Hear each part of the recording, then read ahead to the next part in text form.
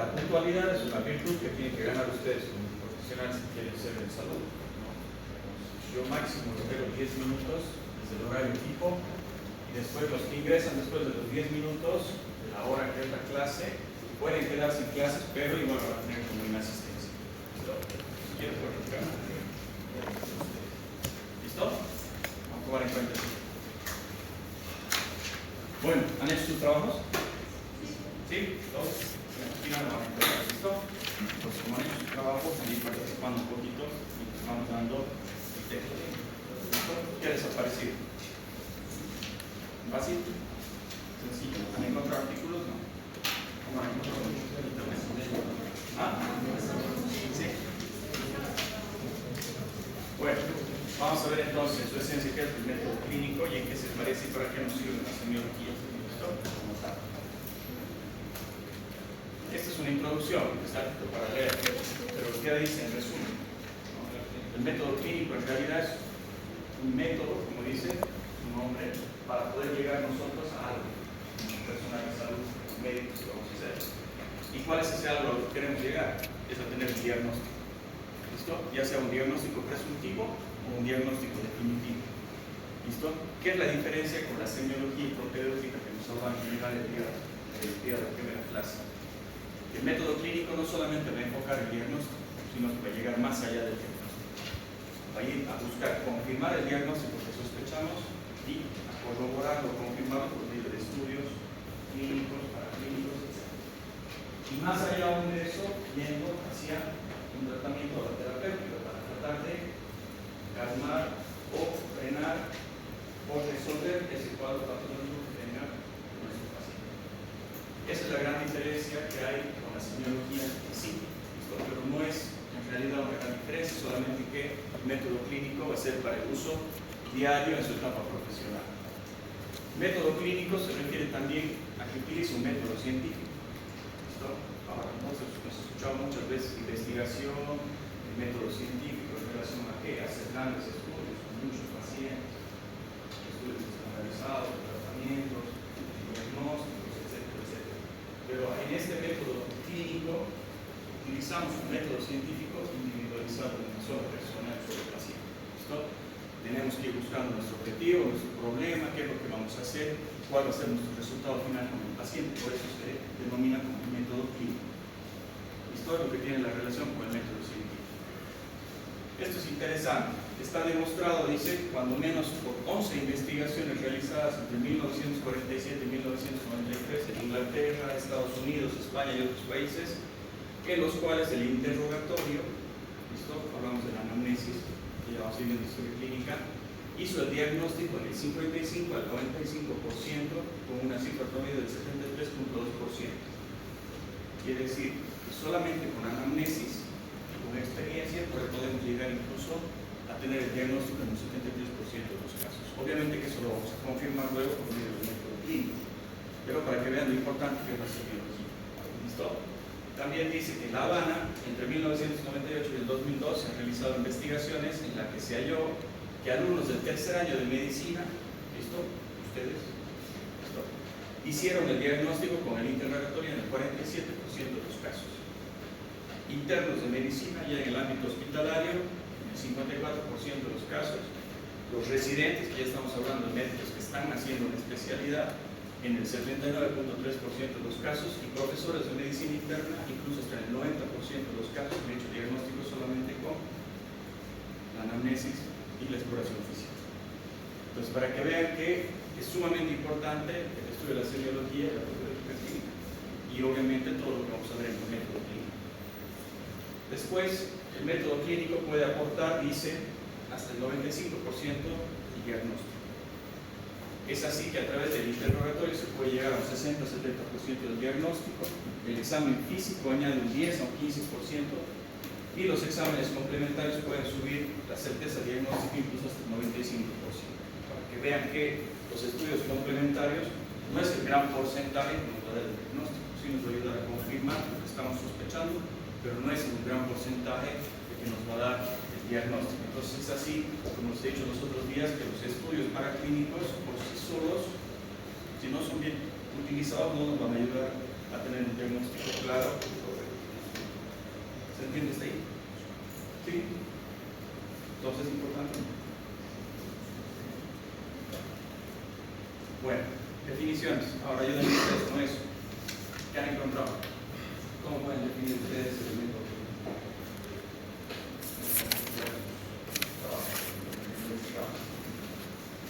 En resumen, porque hay un montón de definiciones.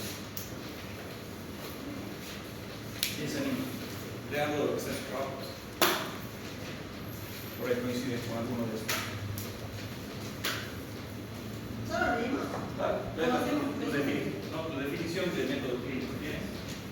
¿O cómo lo defines? O sea, mi método clínico se trata primero de una encuesta que hizo un trabajo sobre el trasplante de riñón como el virus de la virus afecta.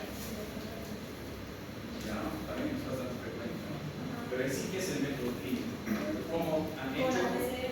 Ya, también, pero ¿y cómo han hecho para llegar a ese diagnóstico? ¿Qué método han utilizado? ¿En qué consiste el método clínico para llegar a lo que vos has hecho?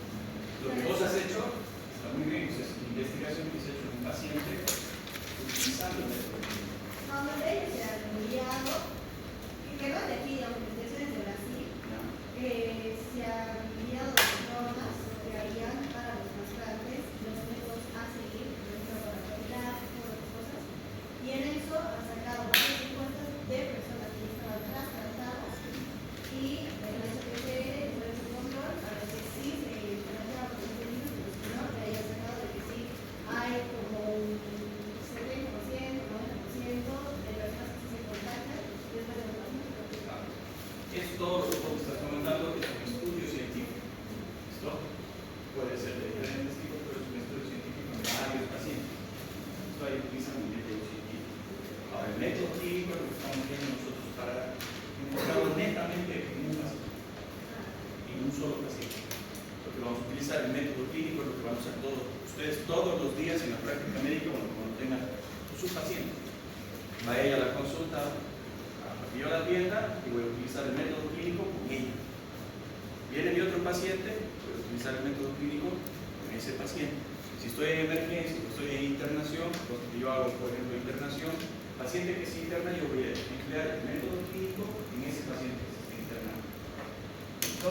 Voy a utilizar todos los pasos o las etapas, no sé si han visto cuántas etapas son, todas esas etapas para hacer el método clínico. Paso por paso, yo en base a eso, el método clínico, lo que voy a buscar es llegar a un diagnóstico y con ese diagnóstico confirmarlo si es necesario con estudios y posteriormente definir cuál es el tratamiento que vos llega. Por ejemplo, paciente trasplantado renal tiene que tener profilaxis contra citomegalovirus, por ejemplo. Por eso ha hecho un estudio en general. Esto es un estudio científico. ¿Listo? ¿Quién? ¿Vos querías leer? El método clínico es un proceso ordenado y sistemático que utiliza el método para llegar a un diagnóstico correcto. Inicia con el interrogatorio o anamnesis, donde se obtiene información sobre el motivo de consulta, la historia de la enfermedad actual, antecedentes personales y familiares y hábitos del paciente. Perfecto. Eso es el método clínico. El método clínico se define como la aplicación del método científico al estudio del proceso de salud o enfermedad de un individuo. No es un procedimiento al azar, sino una secuencia lógica y ordenada de pasos que permite al médico transformar las molestias del paciente en un diagnóstico certero para establecer una terapia adecuada. Perfecto. Eso es el método científico, ¿no? Individual. Ahí en esa partecita dice, bueno, individual, que es individualizado. El método clínico es para una sola persona, ¿no? Cada persona es un grupo diferente. ¿Listo? ¿Está bien? Entonces, hay varios autores que han escrito sobre el método clínico y tienen diferentes definiciones como tal, pero todas van a lo mismo. ¿Listo?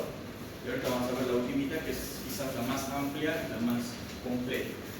En estos, por ejemplo, aquí hay tres definiciones. Dice que la primera, el método clínico es el proceso sistemático por el cual los médicos logran diagnosticar una enfermedad, en resumen. ¿Ya? Entonces, son los pasos que sigue el médico en su paciente para poder llegar a un diagnóstico. ¿Listo? La otra es el método científico de la ciencia clínica, la que tiene como objetivo el estudio del proceso de salud de enfermedad. Toda práctica médica que no se base en el método clínico será ajena a la ciencia clínica, tomar al azar. Pero como les digo, ya no es método clínico. Si yo agarro, viene mi paciente y lo primero que hago es, no, tiene que hacer un laboratorio y una ecografía. Están saltando los pasos, porque han visto las etapas que tienen que seguir el método clínico. No estaríamos completos, ¿no es cierto? La tercera, el método de trabajo del facultativo para la atención a individuos enfermos, complementado por el método epidemiológico para la prevención poblacional de su trabajo de asistencia. Y otro, y esta es la ultimita, dejando así, que es más o menos un resumen todo lo que hace el método clínico. El método clínico puede definirse como el conjunto ordenado de procedimientos cognitivos y prácticos que el médico emplea para identificar los problemas de salud del paciente, formular hipótesis diagnósticas, confirmarlas o descartarlas mediante la evaluación clínica y los exámenes complementarios, tomar decisiones terapéuticas fundamentadas y realizar seguimiento y evaluación continua. ¿Listo? Este método se sustenta en la observación clínica, la anamnesis, el examen físico, el razonamiento clínico, que es lo más importante, y el uso juicioso de pruebas diagnósticas. ¿Listo? Ahora, todo esto, el método clínico, va a utilizar o va a llevar a cabo dentro del individuo tres esferas, que son las bio, psico y social. Biológica en el humano, psicológica y social. Son las tres esferas que tiene que abarcar. Como hemos dicho desde la primera clase que hemos tenido ustedes, mi persona, dentro de lo que es la asignatura de semiología, hemos dicho que vamos a tratar de que la semiología siempre sea relacionada al humanismo, ¿no ven? Centrada en los valores, el respeto al prójimo, etc. ¿Listo? Entonces eso es lo que hace el método clínico. ¿Se entiende? ¿Alguien tiene alguna definición más por ahí que no era similar a esta? ¿Sí? ¿Entiendes ahora? ¿La diferencia? O sea, no sirve de tarea. ¿Ah? No sirve de tarea. No hay nada más. Todo sí. ¿Listo? Bueno. Fundamentos del método clínico. Uno de los fundamentos, el primero, el más importante, enfoque centrado en el paciente. O sea, todo circunda o está alrededor del paciente. Aquí lo importante y lo más importante siempre va a ser ¿quién? El paciente. Entonces todo va dirigido al paciente. Porque lo que estamos tratando como personal de salud es ayudar a esa persona y sacarla de la enfermedad, diagnosticarla, hacer los tratamientos, etc. Entonces todo siempre va a estar enfocado el método clínico en el paciente. ¿Ya? Por eso es un enfoque centrado en el paciente. El método clínico reconoce al paciente como una persona integral con dimensiones, ahí está, biológicas, psicológicas, sociales principalmente. También pueden ser culturales y espirituales, porque la religión siempre está asociada al individuo, ¿no es cierto? En algunos sí, no se limita a identificar enfermedades, sino que busca comprender el sufrimiento, las expectativas y el contexto del individuo. Como ven ahí en esa imagen de abajita está el enfermo con su batita, ¿no? Con el corazoncito ahí, y todos los que están alrededor, el médico, la enfermera, no sé, el laboratorista, el de rayos X, etcétera, etcétera, todos van a trabajar en conjunto por el paciente, ¿vale? Entonces todo va a estar centrado al paciente. ¿Listo? Ese es uno de los fundamentos, un enfoque centrado en el paciente. El segundo es el razonamiento clínico, y esto es importante. Esto no es muy difícil que yo les pueda enseñar a razonar. Yo les puedo dar las herramientas, darles los conceptos, mostrarles cómo es la práctica médica, todo, pero el razonamiento clínico, el razonamiento humano nace en cada uno de ustedes, ¿no? Los razonamientos van a ser muy diferentes en cada uno. Por eso no todos los médicos, ya ustedes cuando sean profesionales se van a dar cuenta, no todos los médicos, por más que tengan la misma especialidad, la misma formación, van a tener los mismos criterios. Eso puede variar y va a depender mucho del razonamiento que tenga cada profesional. ¿Listo? Entonces esto tiene que nacer de ustedes. Todos los conceptos, todo lo demás, la literatura, todo eso lo pueden aprender, pero el razonamiento lo tienen que sacar ustedes ahí está bien, lo van a sacar. ¿Ya? El razonamiento clínico es el proceso cognitivo mediante el cual el médico interpreta los datos clínicos, genera hipótesis diagnósticas y toma decisiones. Esto incluye el pensamiento analítico, hipotético o deductivo, el reconocimiento de patrones, el uso de la probabilidad clínica y la integración de la evidencia científica con la experiencia clínica. ¿Alguno de ustedes ha hecho el BLS? ¿O han hecho ESP? ¿Quién ha hecho BLS? Conmigo. Yo soy docente. ¿Así ustedes? ¿O cómo otro docente? ¿No? ¿Y cómo era el BLS?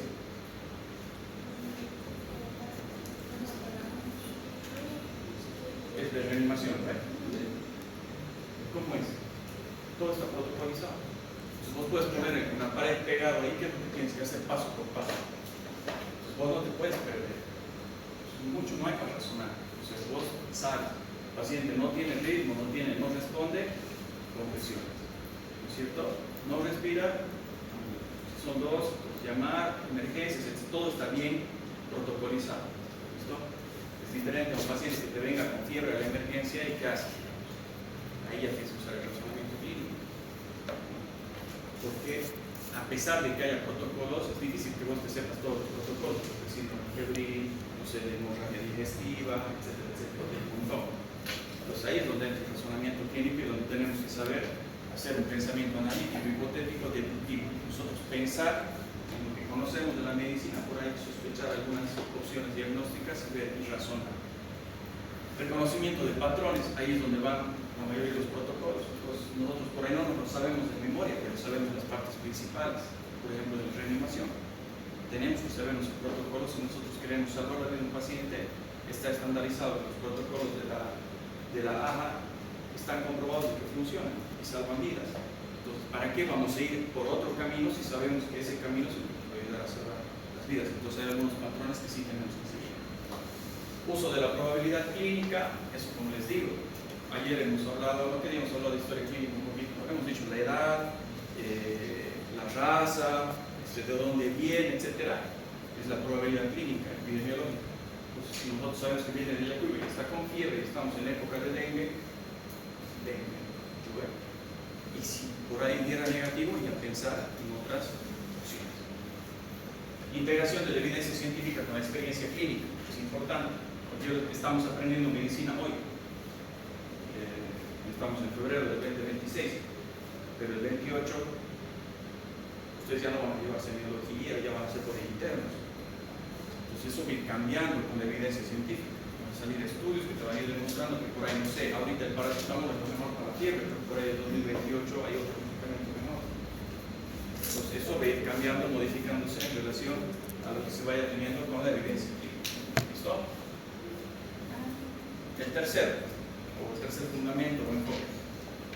El método científico aplicado a la práctica médica. El método clínico es una adaptación del método científico a la atención del paciente individual. Parte de la observación, síntomas, signos, fórmula de hipótesis, diagnósticos diferenciales. Las contrasta con datos adicionales y llega a conclusiones provisionales, siempre sujetas a revisión. Es lo que le decía a su compañera. Es la diferencia que hay entre el método científico y el método clínico. Este es un método científico, pero individualizado en su paciente. No, si el método científico tiene, digamos, parte del laboratorio y demás específico de cada persona en realidad. ¿No? Si, digamos, el método científico que se hace en un grupo de personas después de como que confirma el laboratorio clínico, pero de algunas personas, igual entraría o no. Ya no es un método clínico, sigue siendo un método científico. O sea, es un estudio científico. Son grupos de personas. Entonces ahí vos no puedes decir específicamente, cuando vos sacas un estudio científico y hablas de estadística, las probabilidades, por ahí de 10 pacientes que tenían insuficiencia renal, que han trasplantado renal, 6 de 10 sí han tenido citomegalovirus y 4 no. Entonces esos 4 por ahí necesitan profilaxis. Esos 6 sí, de seguro que sí, por ahí incluso necesitan tratamiento. Pero entonces vos no puedes individualizar. Ahora, ¿en qué ayudan estos estudios científicos? A eso justamente, a hacer probabilidades. Entonces vos ya sabes que si te llega la emergencia, un paciente que es un trasplantado del riñón, que viene con fiebre, lo primero que puedes sospechar es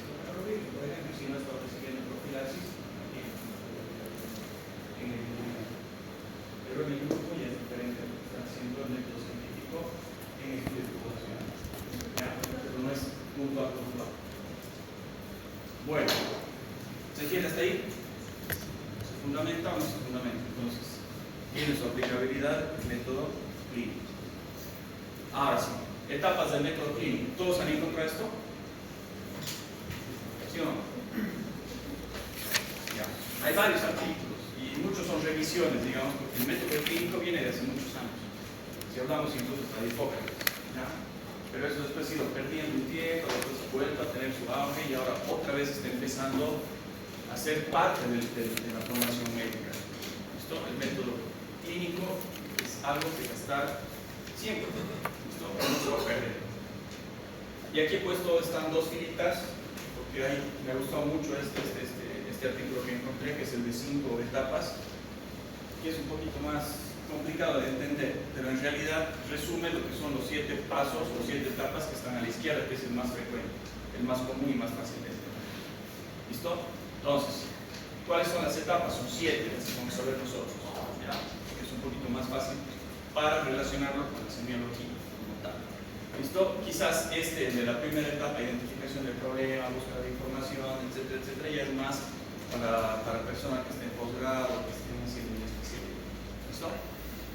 El primero es relación médico-paciente, el segundo la anamnesis, el tercero el examen físico, el 4 la formulación de problemas o diagnósticos, ¿listo? Exámenes complementarios, diagnóstico definitivo o presuntivo y el plan terapéutico y seguimiento. Vamos a ir viendo cada uno de estos pruebas recitadas. ¿Listo? ¿Ya podía hacer el algoritmo? No. ¿Han entendido el algoritmo? ¿Quién ha hecho? ¿Quién ha hecho BLS? ¿Cómo es el algoritmo de BLS? Por ahí empieza, ¿verdad? Paciente no respira, no responde, lechita va, compresión. Lechita, paso por paso, hasta donde tenemos que llegar al final, hasta que el paciente recupera la ventilación, vuelve a respirar, etc. Ese es un algoritmo. Lechitas, cuadritos, lo mismo tendrían que haber hecho. Lo podrían haber hecho recto, echado, como querrían. Pero el método clínico no puede empezar por el plan terapéutico. ¿Me entienden? O sea, tiene que seguir los pasos. Primero tienes que contactar con el paciente, presentarte, saludar, hablar, ganarse la confianza y de ahí seguir con la anamnesis, sacar los datos que necesitan. Después te haces el examen físico en base a lo que te comenta el paciente. Porque si te dice, por ejemplo, que va por dolor abdominal, ¿a qué le vas a dar mayor énfasis en la exploración física? ¿Al pulmón? Y más a explorar el abdomen. Y así, bueno, los demás pasos tienen que ser correlativos. ¿Se entiende? Bueno, vamos bien. El primero, relación médico-paciente. Igual hemos hablado un poquito de esto. Esto es un punto importante y eso depende de la capacidad de cada uno de ustedes de ser simpático, de que caerle bien al paciente, o al familiar, o al que le vayan a hacer la anamnesis. Porque muchas veces no es solamente el paciente el que tiene que atender, muchas veces el familiar o los familiares también al mismo tiempo. Y a veces por ahí no hay nadie también. El paciente puede estar que no se comunica, etcétera, etcétera. Todas esas circunstancias obviamente complican un poquito el método clínico. Pero la relación médico-paciente es el punto de partida del método clínico. Una comunicación efectiva, empática y ética facilita la obtención de información confiable y fortalece la adherencia terapéutica. Y este procedimiento va a incluir la escucha activa. Hay que escuchar al paciente, no hay que cortarle. Si uno le pregunta algo y se está desenvolviendo y se está comunicando, no hay que cortarle en medio de su explicación, ¿no? Hay que ser empático. ¿A qué se refiere la empatía? Eso, siempre hay que ponerse en el lugar del otro, ¿no? Hay que entender de que el paciente que va a la consulta médica o la emergencia, etcétera, no está bien, de por sí está sufriendo porque tiene algo, ¿no? Tiene alguna enfermedad. ¿Listo? El respeto, igual hemos hablado siempre, dirigirnos con respeto. La confidencialidad, que es importantísimo, no podemos salir a ventilar todos los problemas que tiene el paciente, ¿no? Se habla y se interroga y se hace la anamnesis con el paciente, que queda entre el paciente y el médico, ¿cierto? Y el consentimiento informado siempre igual es importante. Preguntarle al paciente siempre si está de acuerdo en que le hagamos preguntas, en el momento de la exploración física lo mismo, si están de acuerdo en que por ahí le revisemos, más aún si se trata de revisar partes íntimas. ¿Listo? Entonces eso es importante, y en la mujer mucho más cuidado. ¿Listo? Entonces importante ganarse la confianza del paciente para poder hacer una buena anamnesis, un buen examen físico. Entonces, la relación médico-paciente es el primer paso o la primera etapa del método clínico. El segundo, la anamnesis o interrogatorio clínico. ¿Listo? La anamnesis es la herramienta más importante del método clínico y por sí sola puede orientar el diagnóstico en un alto porcentaje de los casos. Hemos visto que en más expertas, incluso hasta el 90%, ¿no?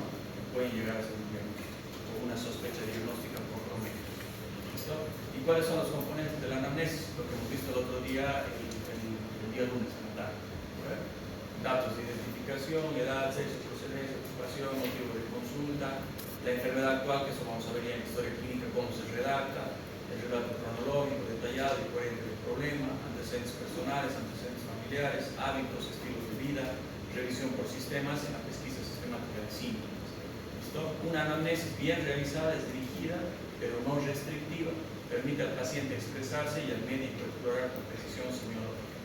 Siempre las preguntas que se hagan en el interrogatorio al paciente, la intención es de que sean preguntas abiertas, no cerradas. ¿Listo? Porque si nosotros le hacemos preguntas, ¿le duele? El paciente les dice sí o no. ¿Y de qué les sirve? ¿Les sirven algo? ¿Les ayuda? No, ¿verdad? Entonces nosotros tenemos que tratar de hacer preguntas en las cuales el paciente puede explicar, ¿no? Se le puede explicar. Usted tiene dolor. ¿Qué tipo de dolor tiene? ¿Cómo siente que es ese dolor? ¿En qué momento empieza? Cuénteme cómo se manifiesta su dolor. Pues ahí el paciente le sabrá, no sé, el dolor es en el abdomen, predomina en las mañanas, o posterior a comer algún alimento, siento que me retuerce la panza, o siento que me da como punzadas, que me aprieta el estómago, etc. Entonces uno ahí puede identificar, porque vamos a ir viendo más adelante cómo los síntomas se van manifestando de diferentes formas en las diferentes enfermedades. Es diferente un dolor tipo retortijón, que nosotros decimos dolor cólico, que un dolor opresivo, ¿no? Un dolor cólico en el abdomen te puedes sospechar de que sea un cólico vesicular, en principio. ¿Listo? Un dolor opresivo, ¿no? Puede ser como una oclusión intestinal. Entonces puede variar. Un dolor punzante o lancinante puede ser una pancreatitis también. Entonces todo eso nos puede ayudar a hacer la sospecha diagnóstica solamente haciendo anamnesis. ¿Listo? Entonces eso es sumamente importante, que ustedes puedan hacer las preguntas abiertas al paciente.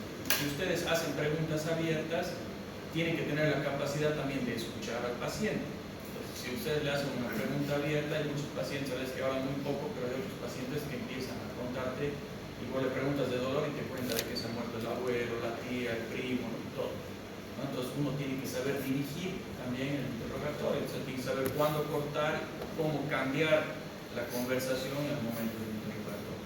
¿Listo? No tenemos que dejar de que el rol cambie y que el paciente sea el que dirige la conversación y no el médico. Siempre el médico es el que dirige la conversación, porque nosotros tenemos que dirigir nuestro interrogatorio hacia lo que estamos buscando. ¿No es cierto? Porque el paciente por ahí puede hablar de cualquier cosa. ¿Se entiende hasta ahí? Bueno, entonces el segundo paso. El tercer paso, o la tercera etapa, perdón, es el examen físico. Entonces, si nosotros tenemos una anamnesis bien hecha, adecuada, hemos visto en la parte de la introducción que dice que la anamnesis por ahí nos da el diagnóstico hasta un 70%. ¿No ves? El examen físico te suma un 10 o un 15%. Entonces, si es real eso, hablando de porcentajes, entonces nosotros hacemos una buena anamnesis. Solo con la anamnesis vamos a saber a dónde vamos a enfocar nuestro examen físico. Porque el examen físico, si ustedes lo hicieran en todos sus pacientes, desde el pelo de la cabeza hasta la punta del dedo de los pies, ¿cuánto tardaría? ¿No? Una consulta te duraría una hora. Entonces, si nosotros enfocamos la anamnesis a donde queremos ir y tenemos una sospecha, nuestro examen físico va dirigido a lo que estamos buscando. ¿No es cierto? Entonces, el examen físico es la exploración sistemática del cuerpo del paciente mediante técnicas semiológicas clásicas. Hemos dicho que son 4. ¿Cuáles son? Expresión, palpación, percusión y auscultación. ¿Y cuál es la quinta? Ecografía, ¿no? Y no sería tener una ecografía, ¿no? Bueno, ahora hay, porque es la plata también para comprar, incluso para el celular, lo puede comprar del transductor y lo conecta al celular. ¿No? Debe realizarse de manera ordenada respetuosa y correlacionada con la información obtenida en la anamnesis. ¿Listo? El examen físico permite identificar signos clínicos objetivos que confirman o modifican la hipótesis diagnóstica inicial. Entonces nos va a ayudar a sumar ese 10 a 15% que ya tenemos con la anamnesis, ¿no? Entonces con eso más vamos a llegar. Entonces el paciente decía que le dolía la panza y era un dolor de tipo retorcijón cólico, ¿no? Que se exacerbaba después de comer comidas fritas, por ejemplo, ¿no? Un huevo, un pollo frito, etc. Entonces nos vamos, examinamos al paciente, tocamos el abdomen y le duele en el hipocondrio derecho. ¿Dónde es el hipocondrio derecho? ¿Quién sabe? A la derecha, perdón. Son las costillas, ¿cierto? Se divide en 9 cuadrantes el abdomen, vamos a ver después cada parte. Y en ese cuadrante, ¿qué hay? El hígado y la vesícula biliar. Entonces, tocamos si tiene signo de Murphy positivo, entonces, si tiene una colecistitis aguda, ¿no?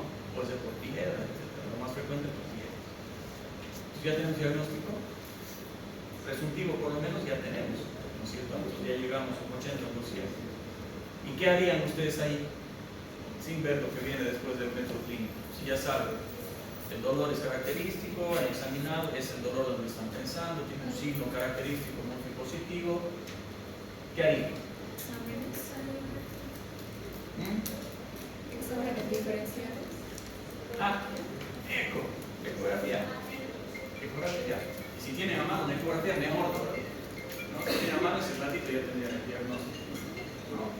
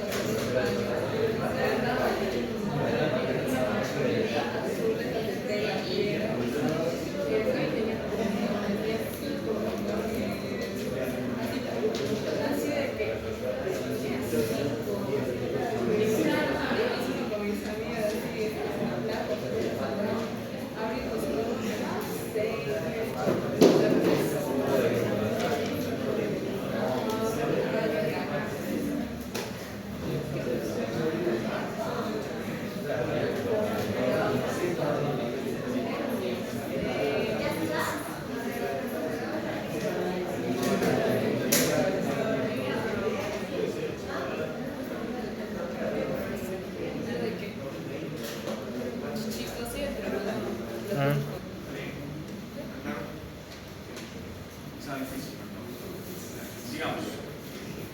El cuarto paso o la cuarta etapa. ¿En qué estamos? Formulación de problemas y diagnóstico. Ahí es cuando ya nosotros hacemos una hipótesis, ¿no? O un diagnóstico presuntivo. ¿Listo? Tras la anamnesis y el examen físico, el médico debe identificar los problemas clínicos activos, motivo por el cual está yendo el paciente a ser atendido, formular lo ideal, un diagnóstico sindromático que vamos a ir avanzando. Cuando avancemos ya en la materia, en la parte de signos, síntomas y síndromes, ¿a qué se refiere con los síndromes? ¿Qué tipos de síndromes hay? Etc. Elaborar un diagnóstico diferencial jerarquizado según probabilidad y gravedad. Obviamente va a ser diferente ver un paciente que no te responde, que está pálido, que le toman el pulso, no tiene pulso, etc., que un paciente que entra hablando, por ejemplo, ¿no? Entonces ahí obviamente la gravedad de las circunstancias van a cambiar.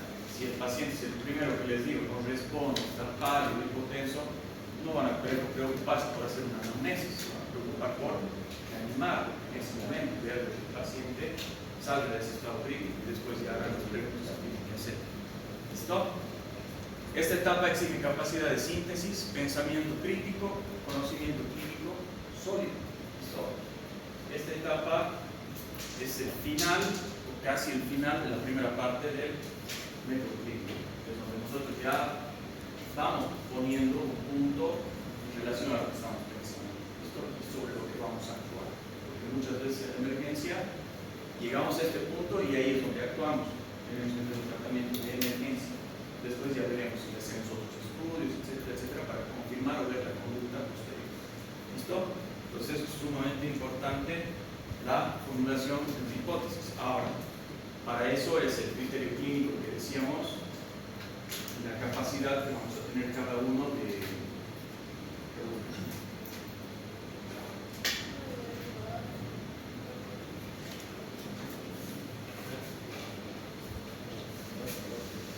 lo que habíamos dicho en principio, uno de los tres fundamentos, que es el razonamiento clínico, ¿no? Entonces, si el paciente va por tos, fiebre, es decir, que está expectorando una flema amarillenta, purulenta, en el diagnóstico y en la hipótesis, en el diagnóstico presuntivo no le vamos a poner patito. Entonces, que concuerda, no tiene correlación con psicoclínica y todo lo que nos está manifestando con lo que nosotros estamos sospechando. ¿Listo? O por ejemplo, que vaya una mujer que dice que tiene dificultad para orinar, por ejemplo, tiene dolor en la fase baja del vientre, y usted le ponga el diagnóstico sospechoso de hiperplasia benigna de próstata. ¿No ve? No tiene explicación. Y no es a veces mucho de chiste, pero de verdad que pasa. Nos vemos muchos pacientes que nos derivan de las postas, de los centros de salud, de la provincia, etcétera, con ese tipo de problemas. Y eso es porque a veces hay mucha deficiencia en el tema del razonamiento clínico. ¿Listo? Entonces, eso es lo que ustedes tienen que empezar a practicar. ¿Listo? Siempre tiene que ser todo lógico. O sea, todo tiene una lógica. El quinto o la quinta etapa, exámenes complementarios. Entonces, ya hacemos la formulación de la hipótesis y planteamiento del problema. Ya tenemos casi identificado cuál es el problema. ¿No? Entonces, ¿qué es lo que tenemos que hacer? Tratarlo de confirmar de alguna forma, y eso se hace por medio de los estudios. Ahí es donde ya nosotros tenemos que utilizar los estudios complementarios, pero no con la idea de hacer todo lo que tengamos a disposición, sino lo que amerita en base a lo que nosotros estamos sospechando en el posible diagnóstico. Todos los exámenes complementarios incluyen pruebas de laboratorio, estudios de imagen, procedimientos diagnósticos especiales, y en el método clínico no van a sustituir la anamnesis ni el examen físico. Hemos visto los porcentajes, ¿cuánto era? 70% anamnesis, examen físico 10 a 15, y el resto era, no era ni 10 ni 15 que te dan los exámenes complementarios, ¿no? Entonces no va a sustituir. Deben solicitarse con una hipótesis clínica previa, que es el paso anterior, que es el cuarto paso, ¿no? En base a lo que nosotros estamos sospechando, si pedimos los estudios. Entonces, lo mismo que era lo que decía, si tiene tos, dificultad para respirar, está expectorando, no le van a pedir una ecografía de abdomen. ¿Qué le pedí? Una radiografía. ¿Ah? Una radiografía. Una radiografía de los pulmones, ¿no? Presunción de neumonía. Entonces, eso lógicamente está bien hecho. Entonces, si hay una auditoría médica, lo que pasa a usted, doctor, a una paciente con esto, se le pide una radiografía, está bien, están los protocolos y lo que se tiene que hacer. Ahora, si le hubiera pedido una ecografía en lugar de una radiografía, ahí sí está mal. ¿No? Es mala praxis. ¿Listo? Su interpretación siempre debe ser contextualizada, o sea, en el contexto en el que estamos. ¿Ya? El uso indiscriminado de estudios conduce a errores diagnósticos, aumento de costos y riesgos innecesarios para el paciente. ¿Listo? Entonces es importante enfocarnos en los que estamos sospechando para hacer la solicitud de los estudios que corresponden. Y la sexta etapa, diagnóstico definitivo, o por ahí sigue siendo presuntivo. No siempre es que vamos a ser perfectos. Podemos sospechar algo y dentro de los diagnósticos diferenciales de eso puede ser que nos estemos equivocando. ¿Listo? Ahora, yo estaba haciendo un poco extremo como les explicaba de la neumonía y el abdomen, pero ustedes creen que una neumonía puede producir simular abdomen agudo. ¿Sí o no? ¿Quién dice sí? Levanta la mano.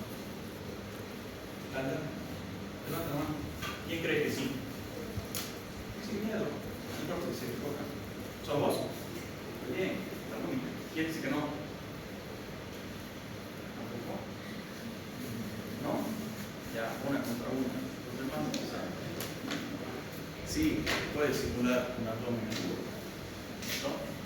Y eso es porque el dolor que produce la neumonía, más aún si es neumonía basal, va a producir irritación a nivel de los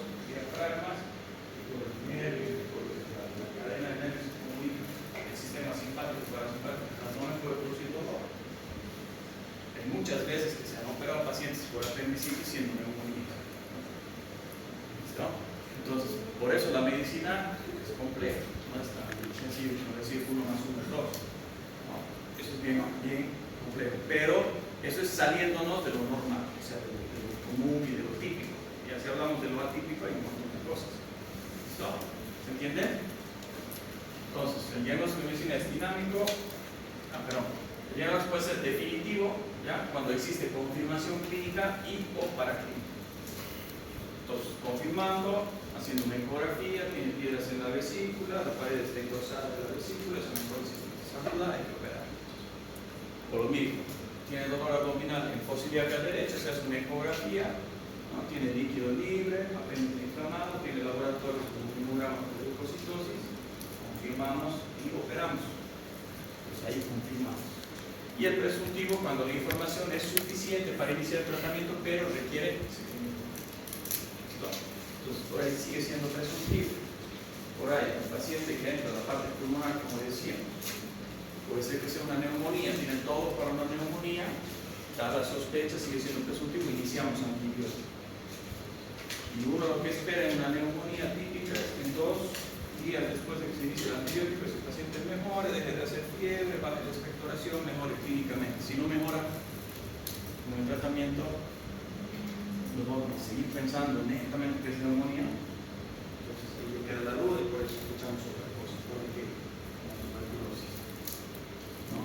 Entonces ahí puede seguir siendo presuntivo hasta que nosotros definitivamente estemos muy seguros de que estamos con el diagnóstico y ahí termina la patología del paciente.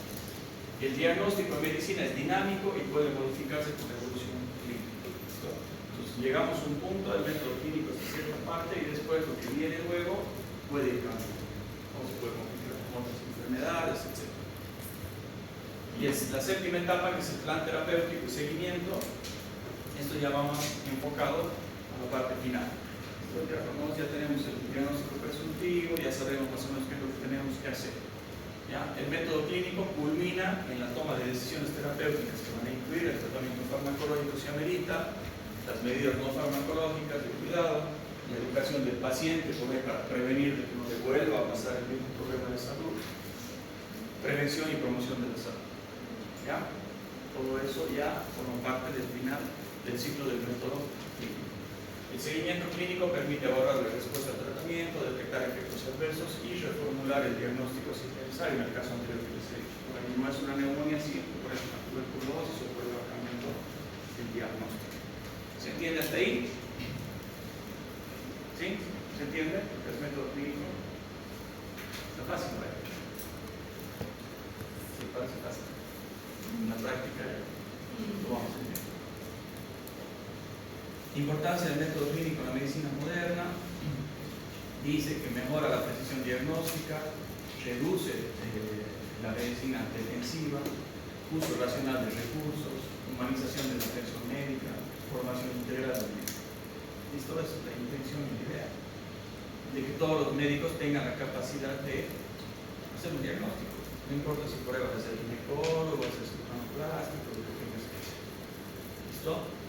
El debilitamiento del método clínico conduce a una medicina fragmentada, despersonalizada y dependiente de la tecnología, que es lo que no queremos, obviamente. Hemos visto que la tecnología puede dar diagnósticos, pero no es mejor que el método clínico, estadísticamente hablando.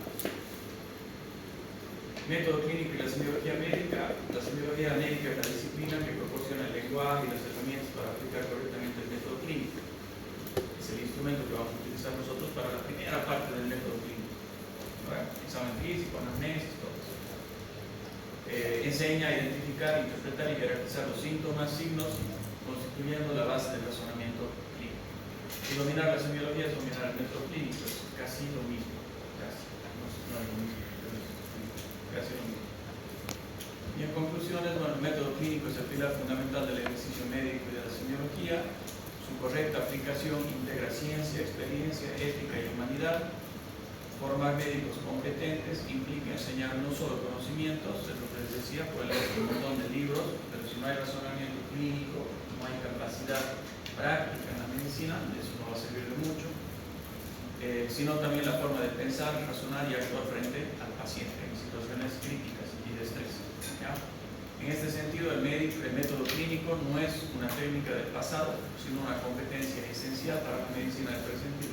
Esto no va a cambiar en el futuro. Así que si aprende el método clínico, les va a servir para toda su carrera y su etapa como profesional. ¿Listo, chicos?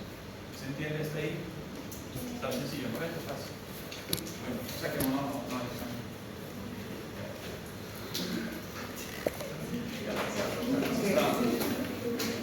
Pásame solito. También se podía hacer de juicio clínico. ¿Qué? Se podía hacer de juicio clínico. Sí, pero el juicio clínico es muy similar, se usa el método clínico, pero ya va más enfocado a la medicina más avanzada, ¿no? Ya está más relacionada con estudios. Sí, similar.